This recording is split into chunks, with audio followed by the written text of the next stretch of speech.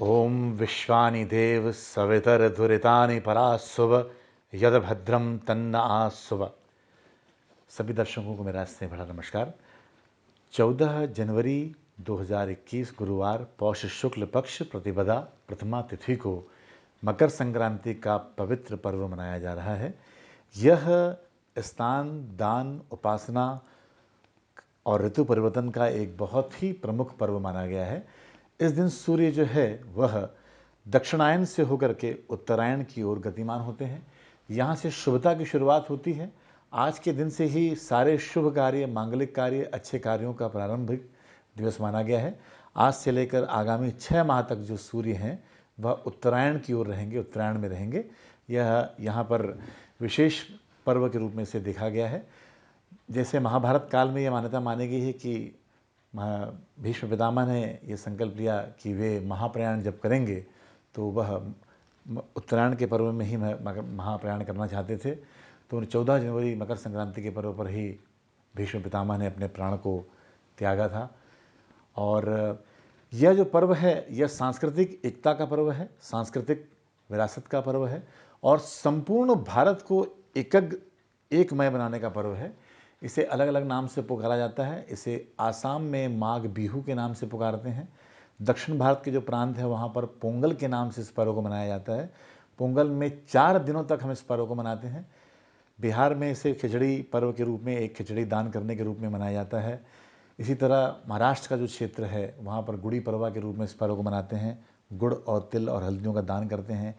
महिलाएं एक दूसरे को गुड़ देती हैं, मीठा देती हैं और मीठा देने के साथ साथ मीठा मीठा बोलने की कामना करते हुए एक दूसरे से शुभेच्छाएँ लेती हैं। लोहड़ी के रूप में पंजाब प्रांत में यह पर्व मनाया जाता है। इसे अग्नि की पूजा की जाती है। चारों ओर ठंड में अग्नि जलाकर पूजा की जाती है। और पूरे मध्य भारत में, उत्तर प्रदेश में स्नान के रूप में इसमें पर्व के स्नान का विशिष्ट महत्व माना गया है।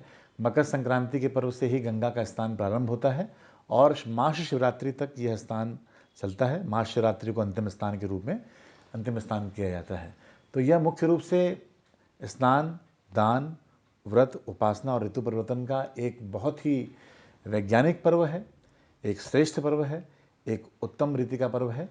रायपुर शहर में 8:13 को सूर्य का आगमन जो है वह मकर राशि में हो रहा है।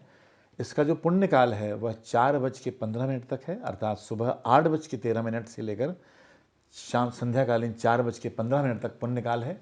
इस पुण्य काल में दान करना, स्नान करना, व्रत करना, उपासना करना, ईश्वर की स्तुति प्रार्थना उपासना करना वैशिष्ट फल देने वाले माने गए हैं।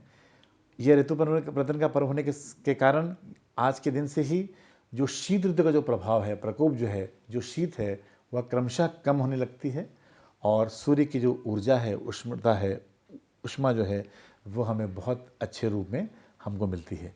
सांस्कृतिक एकता का पर्व के रूप में इसे मनाया जाता है। और आपको जान के बहुत सुखद आश्चर्य होगा कि यह पर्व नेपाल में भी इतने ही उत्साह और इतने ही उमंग के साथ इस पर्व को हम लोग मनाते हैं।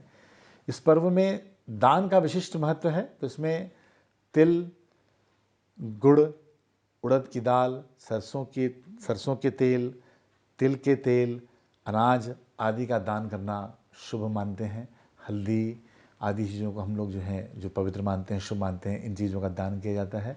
प्रातःकाल इस पर्व में आप यथा योग्य सरोवर में, नदी में या गंगा का स्नान जिन्हें सौभाग्य मिलता है वे लोग इसे स्नान करके शुभ मुहूर्त में इसे प्रातःकाल स्नान करें।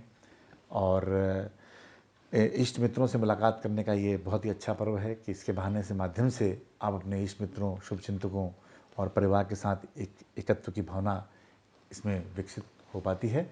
और यहाँ से सारे जो मांगलिक कार्य होते हैं जैसे विवाह करना, गृह प्रवेश करना, नितुन गृह प्रवेश करना, सगाई के कार्यक्रम करना या अच्छी खेती करना, ये सारे जो कार्यक्रम हैं इस पर्व के दिन से, आज के दिन से प्रारंभ हो जाते हैं और आगामी 6 माह तक के जो है वह विवाह के लिए, शुभ मांगलिक कार्यों के लिए, सगाई के लिए, कन्यादान के लिए, पाणी ग्रहण के लिए बहुत ही विशिष्ट महत्व रखते हैं। बहुत बहुत धन्यवाद।